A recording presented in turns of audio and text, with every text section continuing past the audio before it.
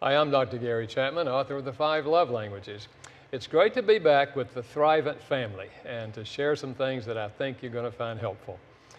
I'm here today, not by myself and not to talk about the 5 love languages, but I'm here with a friend of mine, Dr. Clarence Schuler, and we're going to talk about a book that we wrote together. It's called Choose Greatness, 11 Wise Decisions That Brave Young Men Make.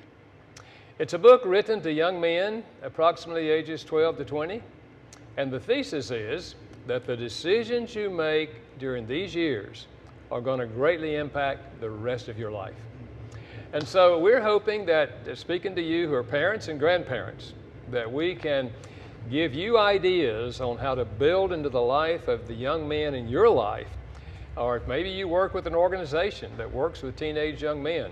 We believe this book has the potential of really helping these young men make wise decisions during this time. And so we're going to walk through the 11 wise decisions that we challenge young men to make. So I want to challenge fathers, especially who are listening, to consider using this book as a tool to kind of disciple or train your teenage son. And mothers, you certainly play a major role too. But we believe that every son should have a father, ideally working through this. So we're going to give you these 11 wise decisions, and you may want to just jot them down and as we go along. So the first one is this: choose to seek wisdom from parents or trusted adults. You know, in the original plan, every child had a father and a mother. And in reality, every child does have a father and mother. But we know that sometimes the father is not in the home. And so, Clarence, you've experienced that a lot in your counseling. I've experienced it in my counseling. Well, first I want to just commend all you single moms. You know, as you're raising your children, especially your son, and we know it's really hard. Some of you are working 2-3 jobs to take care of your children. So Gary and I just really want to commend you for doing that. But the reality of it is that a young man needs an older man to help them really become a man. And so you say, well, I don't have one available. I totally understand that. So we want to suggest that maybe someone in your family, a brother, an uncle, a cousin, or a grandfather could possibly be that mentor for your son. And if that doesn't seem to work, possibly we suggest you go to the church, and maybe someone in church, a pastor, could lead or refer someone to you. And they also have the Big Brother organization. Now, whatever you do, as you're trying to find someone to mentor a young man, and I hate to say it, Gary, but just in our day and age, you really need to do a background check, even if it's family, to protect your young man and also to protect that man who's going to mentor your son as well. So that's something that I think is really important that we really have to do. Gary, my dad was always about that and the whole idea of making wise decisions. And about becoming a man, character is really big for him.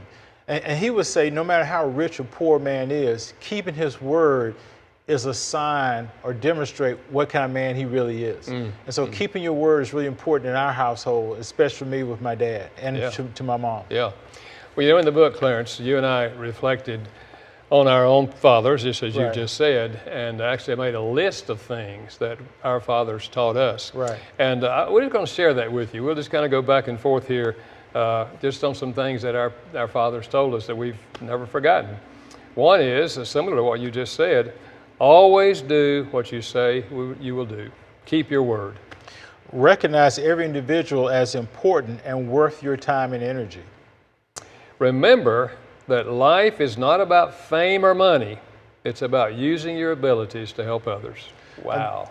And this is a tough one for me. Number 4 was, it says to love people even when they fail you. Which happens. It does, it does. And number 5, put God first and seek to follow the teachings of Jesus. Both of my parents were Christians. They made this evident, and I'm so glad I followed their advice. And my dad just shared with me this whole idea of being successful. You know, I can't make excuses. So he said, don't feel sorry for yourself. Yeah, wherever you are. Right. And number 7, never forget that you are responsible for your decisions, and you must live with the consequences. And always there are consequences. Yes, there are. And number 8, always tell the truth. That was just really drummed into me. Always tell the truth. Well, chapter number 2 talks about choose to seek knowledge through education. Now, as we talk about knowledge is power, but the idea we're talking about here is not that knowledge is to dominate someone else, but in some cases, knowledge could actually save someone's life. You know, I'm from Colorado. We like to hike a lot, and knowing how to treat poisonous snake bites is really important. So if we're hiking with someone and someone gets bit, having that knowledge, like I said, could save someone's life. So knowledge can really be important and powerful and life-saving in some cases. Now, as I was growing up, my parents were more like the education police. My sister made straight A's, and they were always on my case. I had to do homework, and I hated doing that. But it made me do that. And I made some bad choices down the road in regards to education, which we may talk about later, but it's definitely in the book. But learning is a foundational skill to knowledge, gaining knowledge. That's learning how to read. Now, Gary, you like Ben Carson, and you've read about his life story. And would you share his life story, kind of what intrigued you about him? Yeah, some of you are familiar with Ben Carson. He's a neurosurgeon, and he's also was the head of the urban development, housing development. Yeah. But he says about himself, when he was in the 5th grade, he was a terror in the classroom. He said, I was a student, the only one in the class that could take a whole test and not get a thing right. He said, my mother made a decision that she was going to require me to read 2 books every week and write her a written report on what those books were about. He said, I didn't like it at all, but when I started reading books, I discovered the world, things I'd never even heard about. And he said, I became so interested, I just loved it. And he said, that was the thing that changed my life. When I began to read, I became a student. And he went on, of course, to get his medical degree. It was several years later before he realized his mother could not read. But she was not going to allow her son to experience what she had experienced of not knowing how to read. And so, you know, even if you have to reward your children for reading, that's okay. In the olden days, you could give them a quarter for every book they read. Today, you have to give them $1, you know. Or if you got it, $5. It's a good investment, teaching them how to read, you know. I was driving through South Carolina recently. I live in North Carolina. And there was a huge billboard that said, children who read live happily ever after. And I thought, well, now that's probably an overstatement, but there's some truth to that. Because children who learn to read are going to be far better prepared for adulthood. And so I want to challenge you, whatever contact you have with young men, whether it's yours or whether it's other young men that you're trying to help in your church or some other organization, I want to challenge you to help them. Don't drop out of school. And if they need help, provide help. You know, if they're having trouble, if they're in the 5th grade and still don't know how to read, why don't you find a teacher who knows how to teach them, somebody that would tutor them? So that's the most fundamental skill in education, is learning to read, and then reading and getting excited about reading. As a matter of fact, I was talking to my grandson, who's now in college, just this past weekend. And he said, you know, I think that one of the reasons I did so well in high school and in college and doing well in college is because I learned to read, and I started reading books when I was younger, and I just loved to read, and he still loves to read. Reading is fundamental. The fundamental road to education is reading.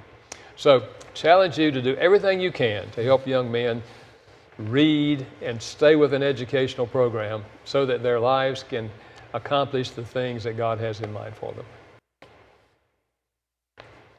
Number 3 is choose to make technology work for you. We know we live in a technology world, okay? On the internet, you can find anything, good or bad. It's all there. And while we're not trying to erase all of that, it's here to stay. We're trying to say to young men, let's make the most of technology. Let's find out the positive things we can do with technology.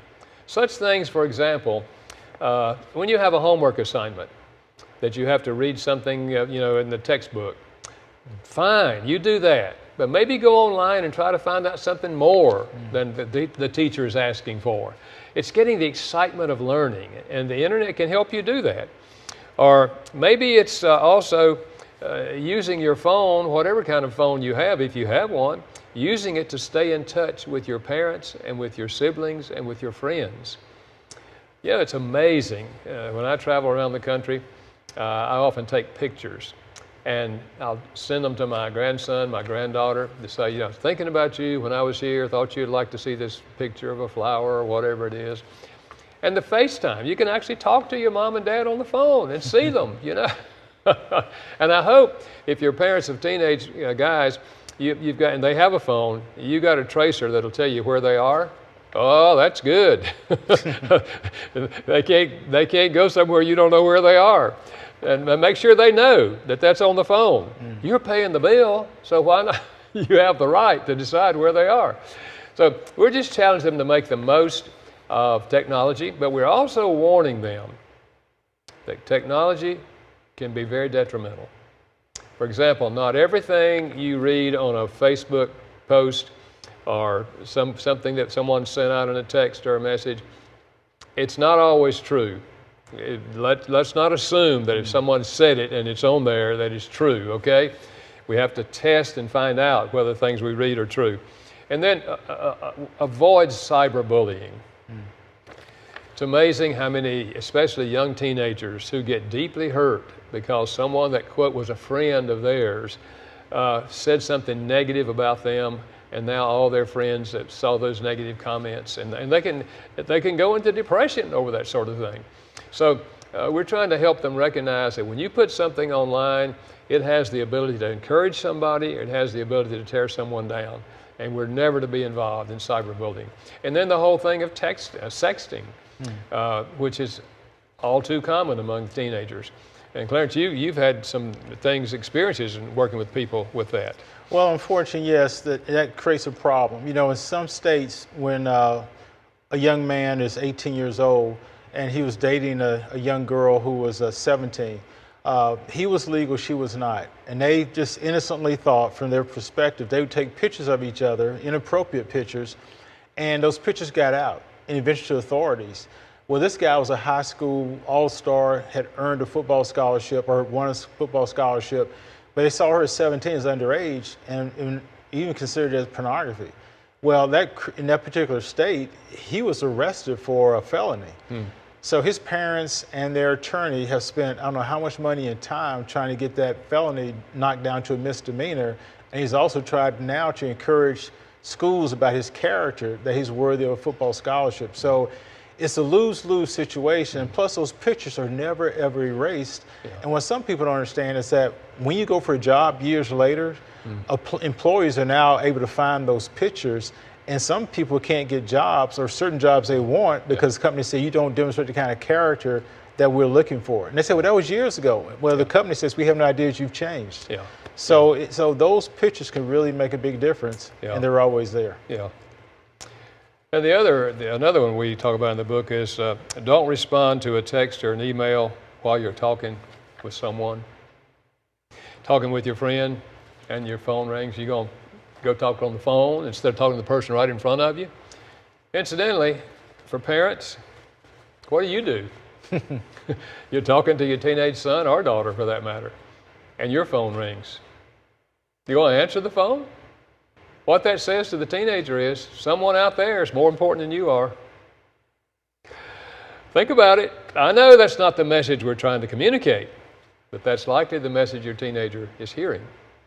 Now, I know that some of our medical doctors and others are on call and they have to be immediately available. And if that's the case, then you say to the teenager, excuse me, honey, this may be an emergency. I have to check it, but stay right here. I want to finish our conversation, okay? So you're assuring them that you're really into this conversation with them. So trying to help your teenage son and daughter, for that matter, make the most of technology and avoid the negative aspects of technology. I just remind you, our model is extremely important to them. So how you handle technology, and if they see you spending hours sitting around flipping through, all the different messages from here and here and here and here, that's very likely what they're going to do. If they see you playing video games hour after hour, that's what they're going to do. So keep in mind, and here's a sobering question. What if my teenage son handled technology the way I handle technology? And if you wouldn't be happy with that, then you can make changes in how you handle technology. And chances are you can help them make the same changes. Chapter 4, choose to be successful, work hard. Now, my mom and dad always worked hard as long as I knew them. They grew up on the farm, so I think on a farm that wasn't really optional. But I didn't have that work ethic, so I really struggled with having work ethic until I started playing basketball. Then I had a really hard work ethic with basketball. That was my life. And I know a lot of pro athletes or college athletes really work hard, and that pays off in the long run. Yeah. And so my parents, though, to help me work hard and to help me get rid of some of my laziness, they would help me cut the grass. They would make me cut the grass. And then sometimes they'd have me cut the grass for senior citizens. And the senior citizens want to pay me. My dad would not let me accept any pay. And so he says, you need to do something for somebody else, without that consequence. And then I remember once you helped me get a job with Coca-Cola to work hard now so I could have money and wouldn't have to work in school. And eventually I quit that job after a few months. And I think you're trying to teach me character, because there's something about working through difficult times that teaches us how to be successful, and there's something about not quitting. Yeah. And so many times I wish I hadn't quit, that I would have worked hard in that process, because one, I wouldn't have to work so hard in school, but also just learn how to master something you start. And my dad was really big about that, about working hard and finishing what you start. Yeah. I've always been glad that my dad taught me how to plant corn and potatoes and green beans and all that other stuff. I wouldn't say I liked it at the time necessarily, but looking back on it, man, I'm glad he taught me how to do that. And we had 12 chickens, so he taught me how to feed the chickens and and how to water the chickens. And we had one pig, and he grew to adulthood, and we made him into sausage, and we never got another pig. And I was glad, because I didn't like to slop the pigs. But all of that was very, very positive. He was teaching me, how to do things. I was having a dinner with a small group of professional football players, NFL football players. And in the course of our conversation, one of them said this. He said, we've been thinking about this. What are we going to do when we get too old to play football? Because all we know how to do is play football. From the time we were little kids, we just played football. And we don't have to do anything else. And the others chimed in and said, that's true. And one of them said, I'm telling you right now, I'm teaching my son how to mow grass. Well, if you have teenage sons or daughters, can I challenge you? Make a list of all the things you would like them to know how to do by the time they're 18. Because at 18 in our culture, 18 or 19, typically they're going to finish high school, go off to college, or join the military, or go get a job. I mean, we hope something's going to happen at that stage. Well, are they prepared? Do they know how to wash dishes? Do they know how to make up beds? Do they know how to do laundry? Do they know how to cook a meal? It takes a lot longer to teach a child how to cook a meal than it does to cook a meal for them. Yeah, it's fine. You're cooking for them, and you have to when they're little, but as they get older, you need to bring them into the process. And let your teenage son tell you something he likes, some things he'd like to learn. They may surprise you what they like to learn. But when we prepare them with a work ethic, in fact, work in the Bible was before Adam and Eve ever sinned. God gave them a job. Yeah. You tend to the garden here. So work is good. In fact, there's a New Testament verse that says if a man will not work, neither should he eat. Now that assumes he's able to work. That assumes he can get a job. But if you can't get a job, go work for nothing. Like your father said, go do something worthwhile. Yeah. The child, the teenager, and the adult is going to feel better about themselves if they have a work ethic. Yeah. So let's do everything we can with our sons, our daughters, and with those that we work with in the church or other places. Let's do everything we can to help them develop a strong work ethic. And I think it's important too, Gary, that if we can get young people, even before they become teenagers, to work as a young person, working their studies, whatever, more likely they're going to work as an adult. Yeah. And when a young man becomes an adult, he's likely to get married, have kids, and he will know how to take care of them, at least work to provide for them. So I think it's really important. Yeah, absolutely. Well, number 5 is choose to respect girls and women. Every teenage young man would not be here without a mother. That's true of older folks too. Yes. Clarence and I are both looking back on our mothers, and they're both deceased now, but with a lot of positive memories. And all the time they invested in us, you know. So respect for girls and women begins with respecting your mother. And we're saying to young men, don't talk back to your mother. Don't speak to her in a harsh and mean way. If you do, go apologize to her. And girls your own age, don't talk about them behind their back and say hateful, nasty, mean things about them to other people, because they'll get back to that girl and she'll feel hurt and she will have a very negative attitude towards you. And certainly don't say things that are derogatory toward her when you're talking to her.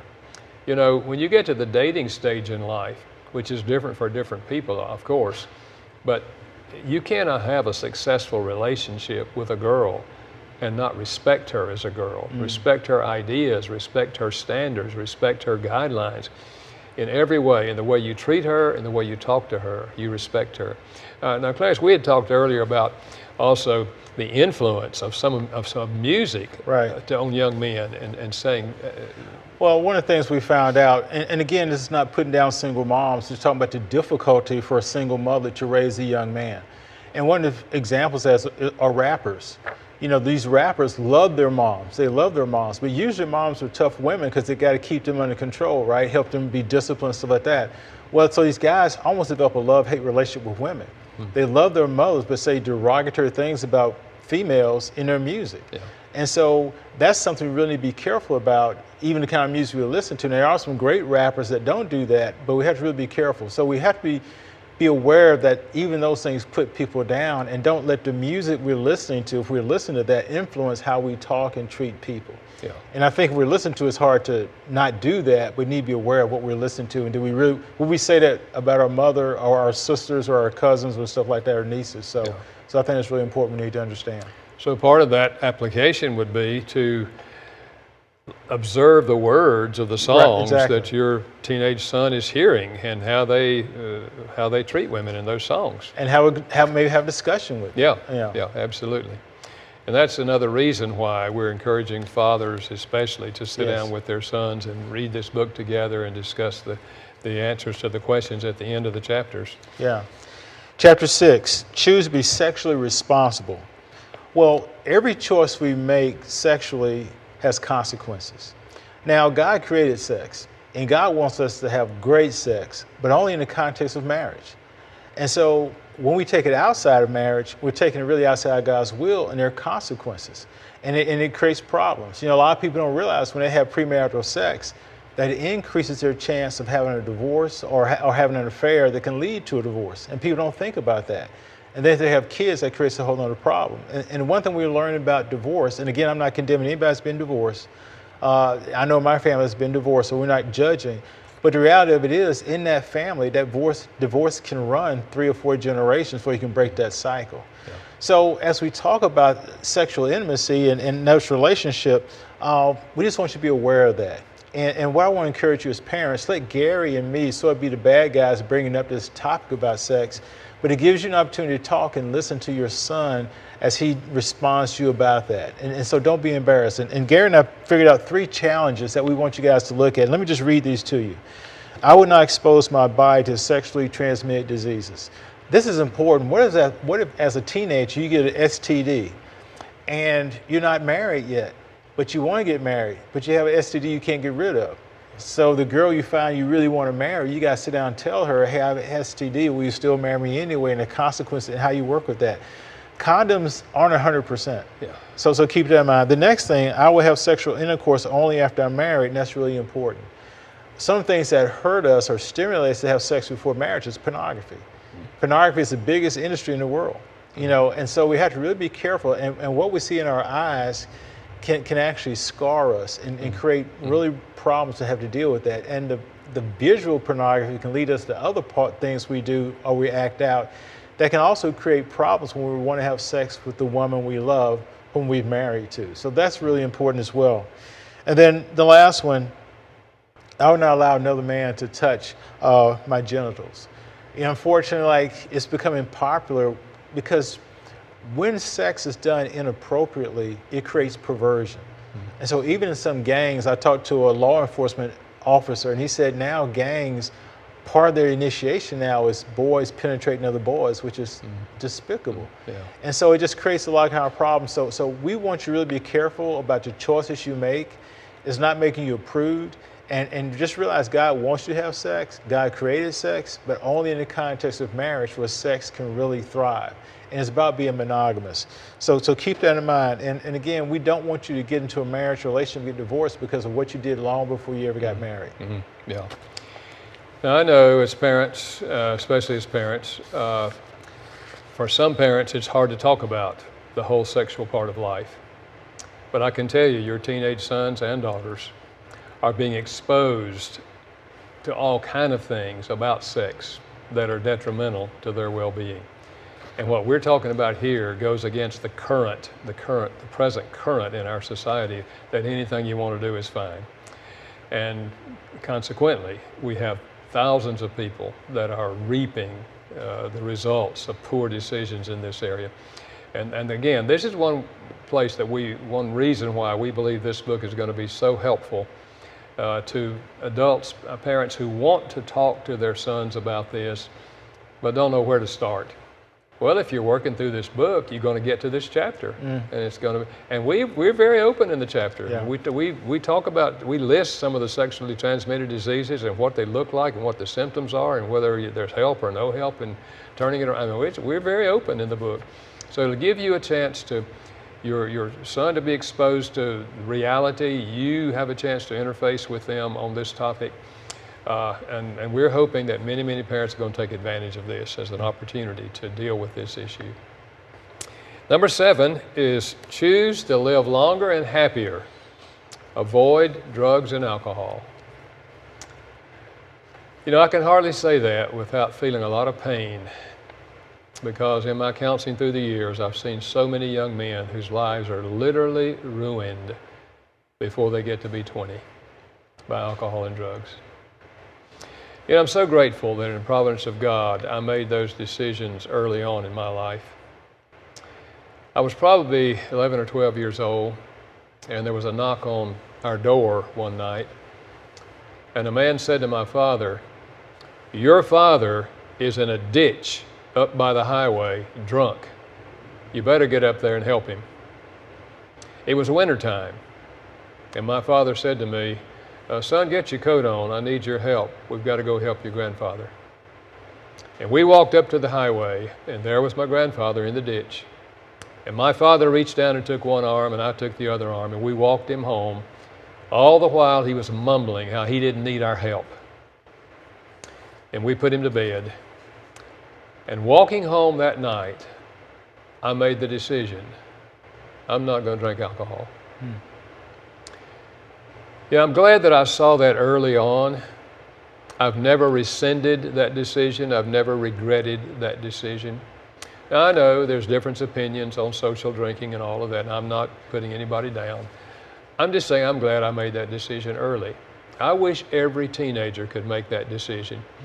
At least wait till they get to be 25 when the brain is fully developed, and then maybe they make their own make another decision if they want to socially drink. It's not going to help them to drink during the teenage years, I can assure you of that. And in terms of other drugs, I also made the decision not to mess around with drugs other than alcohol.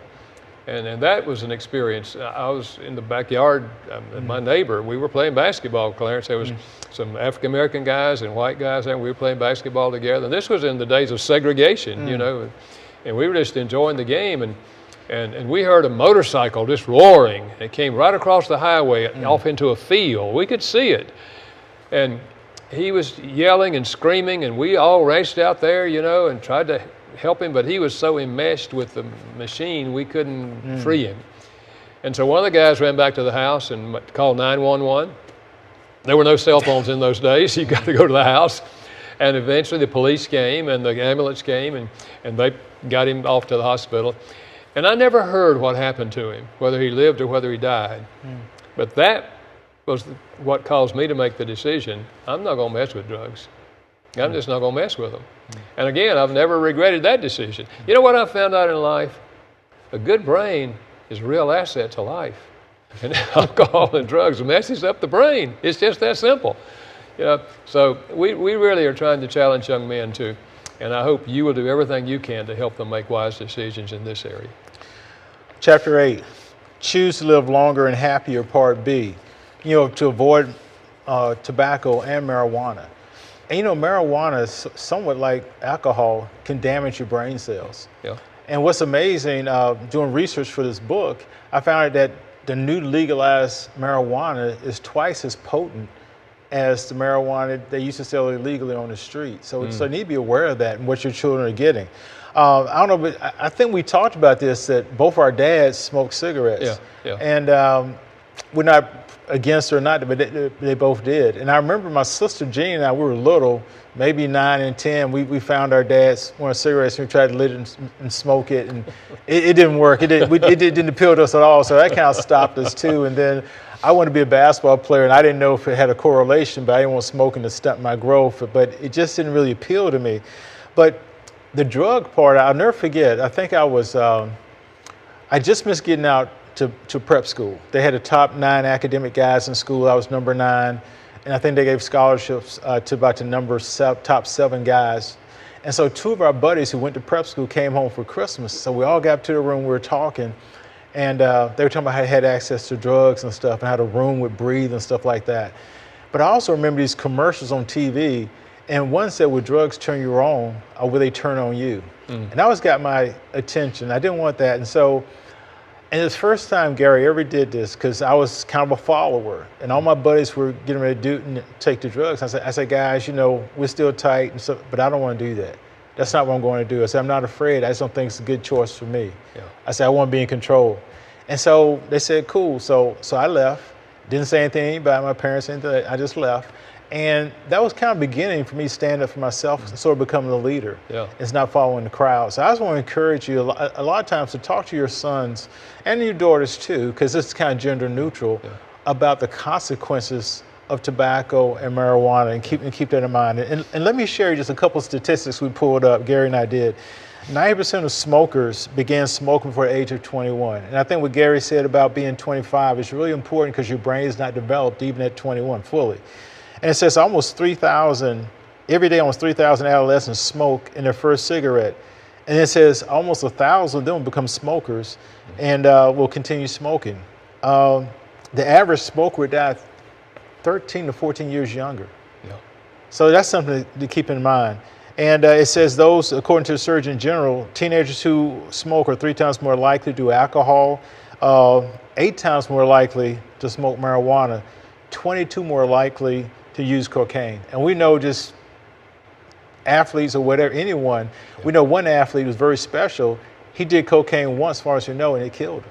Yeah. So it's really, really tough. So we're just want to encourage you to really be careful about the short-term and long-term effect of tobacco and marijuana. In fact, marijuana makes it really difficult to drive because it slows down your senses. Yeah. So not only do you put your child, they'd be in risk, but also their friends, if they're driving, put them in risk. And you could have a real tragedy, kind of like that motorcycle accident you talked about. Yeah. So again, we're just trying to be realistic with the guys, and saying, guys, this is the way it is, and here's the reality of it. And we hope you're going to make a wise decision in this area. Yes. Okay. Number 9, choose to build diverse friendships. Yeah, I think the reason probably that we felt this was so important to Clarence is our friendship. Right. I met Clarence when he was 14 years old. And it was in the days of segregation, and he went to one school, and the white kids went to another school. I was leading a youth group in a church. And one night we were at the gym, and there's probably 100 white kids there, and Clarence and his buddy walked in, 2 black faces in the midst of 100 white faces. And I found out some of our kids had invited him because integration had just started. They met him at school, invited him. So I went up and welcomed him, told him we were glad to have them, and we were there every Tuesday night, and they were always welcome. And we didn't know that that night we would begin a friendship that's lasted 50 years. Yeah. I mean, a close friendship. I'm not talking about acquaintances. I'm talking about friendships. Yeah. And we've shared all of life together through these years, and that's why we're together tonight, because Exactly. it's an outgrowth of our friendship. And so we really want to encourage the young men to build bridges across racial and cultural lines and develop friendships with other people, because we just realize how much it enriches life, you know. And in today's culture, we all know, I mean, things it seem like they're even worse than they were back when we were coming along. Yeah. France, it was it's anti, and we're fighting each other rather than reaching out to build friendships. And so we talked in the book about some of the ways to do this in school and otherwise, you know. Well, Gary, I think the whole idea too of developing friendships as young men, it can really improve relationships. It can help you before you go to college. It can help you while you're in high school. Okay. And you see people are very similar to their difference. You know, when I made friendship with you and you started discipling me, it opened a whole new world. Yeah. And then I never forget how it impacted my parents. You know, because you were white and building this relationship with me, they looked at race differently. Yeah. And so I think when we get to a place we can't say all white people, all black people, all Asians, all anybody is this, then we see them as individuals and not a race. And it makes it easier for us, I think, not to put people down. Yeah, so, I agree. You know, at the end of every chapter in the book, we have questions for the teenage to answer. And I haven't been reading them to you. I'll just read you these at the end of this chapter. It says, if you felt that you were mistreated or ignored because you were different from others, because we know many young men do feel that way. Do you have friends of a different culture? If so, how did that happen? What have you learned from the cross-cultural friend? Are you a better person because of this friendship? And then how? Do you struggle with people who are different from you? If so, why? Why do you think people prejudge others? Do you know a foreign language? The high school requires, typically. Have you had the opportunity to speak your foreign language to a native of that language? If so, what was their response to you? Have you ever sacrificed to help a friend or a person of a different culture? Will you accept our challenge to remember that all people are created equal? And will you refuse to discriminate because someone is different from you? Yeah. You know, again, just trying to make it practical and challenge them to think their way through decisions in this area. And you know, you talk about this foreign language. I remember I went down to Brazil. We played their Olympic team to share the gospel. I learned enough Portuguese to share the gospel with people and just say hello, and more than just a couple of things, share my testimony. And the Brazilians loved it. They say it just meant so much to us. You took time to learn our language. Yeah. So you're saying I care. Yeah, absolutely, absolutely. Chapter number 10: choose to invest time in helping others. You know, my dad really started me on this thing, which I didn't really care about. You know, cutting the grass for senior citizens. But now that I am a senior citizen, I'm glad I did, because now I understand why he had me cut their yard. And I understand now why he didn't let me accept the money. You know, because when we get older, some things we can do, some things we can't do, but also emotionally, how they felt and how it must feel good if someone helped them out without them having to beg someone to do that. Yeah. But also, you know, you and I both do this. You know, you discipled me, and because of that, I've discipled other people. And when you invest your life in other people, I think you become rich. Yeah. And one of my history professors said, the more you learn about other people, the more you learn about yourself. And so in the last chapter, we talked about diverse friendships, but also in this one, investing in other people, you get blessed. And to me, the people I've helped the most actually turn around and help me more than I think I've helped them. Yeah. So I think investing in people just always makes you rich long term. And and you may never have a lot of money, but I always feel like I'm rich in friends. Yeah. And you know, I think parents play a key role in teaching their children an attitude of serving other people. Yeah. I remember when our son was a teenager, he would say, okay, buddy, we're going to get the rakes in the back of the car, and we're going to drive around the neighborhood, and we're going to see, it was in the fall, we're going to see yards that haven't been raked. And so I'd go up to the door and knock on the door and say, hi, I'm Gary Chapman, and I live down the street here a ways, and I got my son with me, and I'm trying to teach him how to serve other people and help other people. And if you don't mind, we'd like to rake your leaves. And they'd say, Say what? And I'd repeat my little speech. And they say, oh, I'll pay you to rake my leaves. I've been trying to find somebody to rake my leaves. And I'd say, no, we don't want money. I'm just trying to teach them how to serve other people. So, you know, we get involved in if we have the mindset of serving others, we can teach our sons how to help others. You know, Clarence, Albert Schweitzer, who was a medical doctor, who spent the bulk of his life in what was then French Equatorial Africa, and he won the Nobel Prize.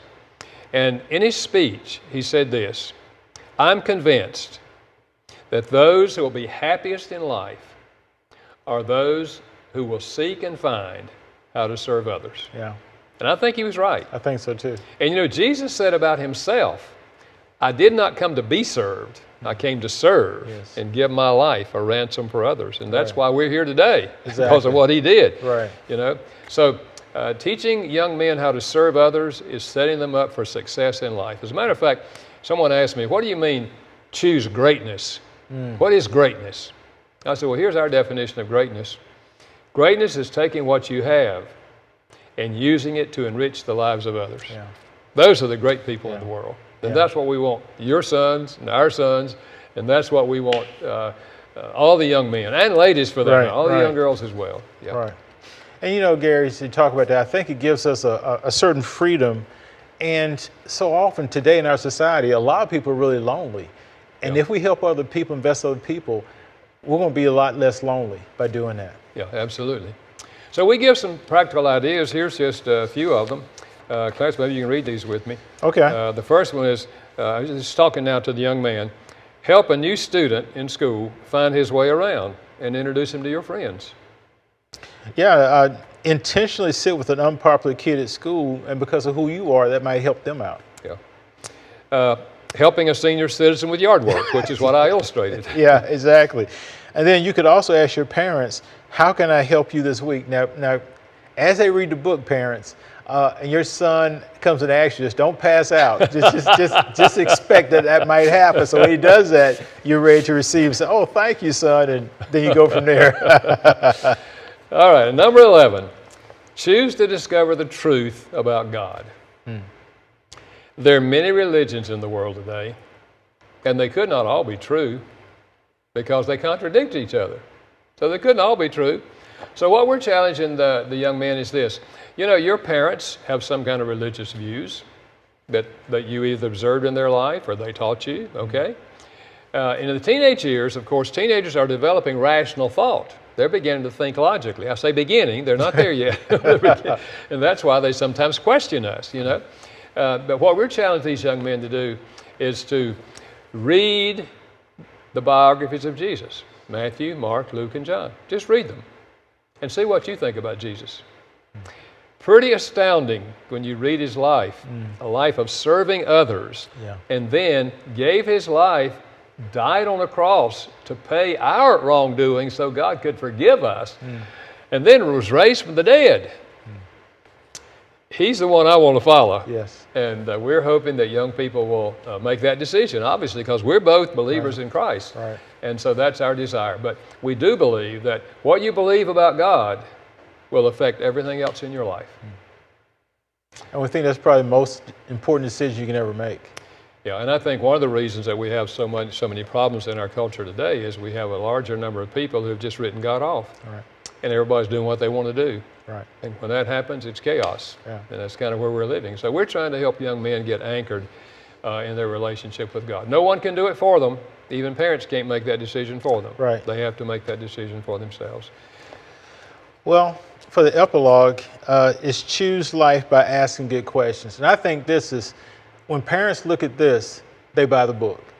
And parents, here's some questions we can kind of alternate on. Okay. I'll do number one, but just think if your son asked himself, or actually this would be gender neutral, you could have your daughters read this as well, because I spoke at a banquet for about 1,800 fathers and daughters, and the dads bought this book for their girls when I read these questions. Yeah. Here's question number one. Will this have a negative or positive effect on my health? Yeah. So we're talking about any decision now that this young man has to make. Number two, how will this impact my ability to think clearly? How this decision impact my parents or other adults who care about me? Is this decision unlawful? I ask that question very often as a teenager.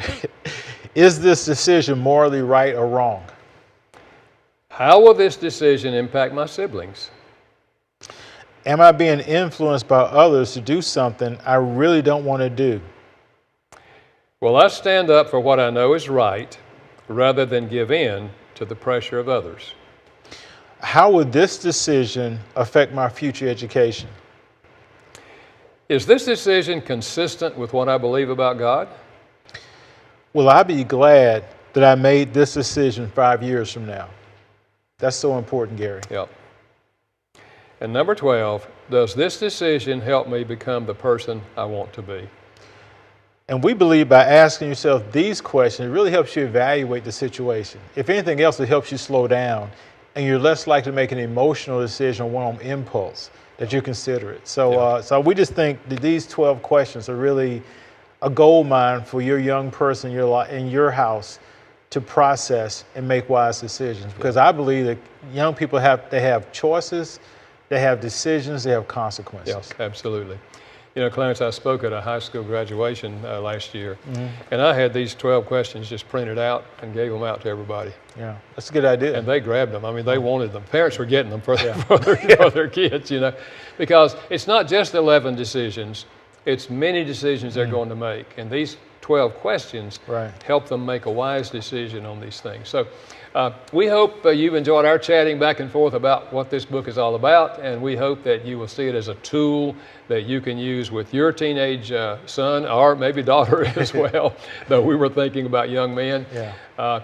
And also, if you work with teenagers in any capacity, in your church or any other organization, I hope you'll use this and inform others about it, because we believe that we've got to do more to save this generation from simply going the way of everybody doing what they want to do. And having the vision that I'm here to impact the world in a positive way. Everybody's going to impact the world. It's either going to be negative, it's going to be positive. And we want young men to grow up, and women to grow up and impact the world in a positive way. And we believe that making these 11 decisions is going to help them do that. Yeah. So thanks to Thrivent for providing this program, and thanks for letting us be a part of it. And we hope that you're going to find it helpful. Yeah.